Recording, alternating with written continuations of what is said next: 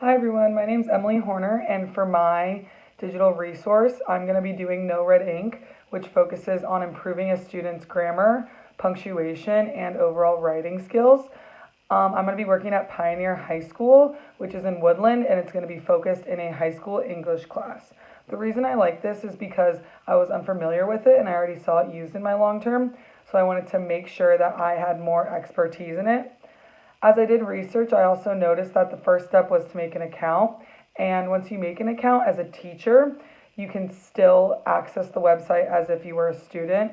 And I really like that because it gave me the opportunity to see what students were doing and how they were seeing it, where some other platforms didn't. So the next thing I wanted to talk about was that I really liked this because it was student-centered learning, which we talk about in the ISTE principles, because in student-centered learning, it focuses on the individual's experience and it treats the classroom as more of a workshop. So I, as the teacher, am able to individually assign each assignment to the students, and then I can monitor their progress, and I can also use the Go Guardian app, which I talked about in my presentation, to see how far along each student is. And then overall, so it works on creating an account, creating an assessment. Once I create this assessment, I can then assign the assessment. And what's really great that I talked about in my presentation is it walks through like the timeline, the days that it's due and the day that it's assigned and due, the date that it's given out, like if it's an 8 a.m. or a 10 a.m. And it's just really easy. Like as a whole, the system and the website was super easy to navigate and fill in, like very straightforward. Create an assignment.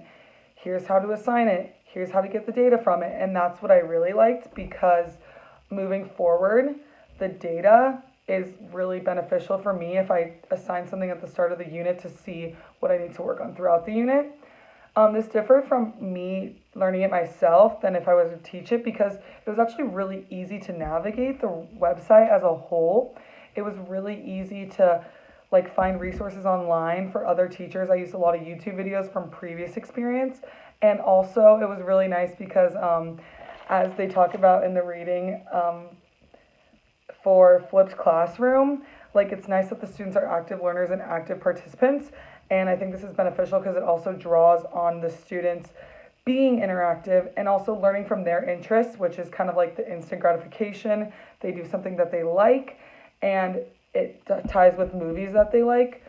So moving forward, they get their interest, they get practice, and then I get to see as a teacher the assessment of their data as a whole, which I can then move forward and use as a post-assessment or a prior assessment.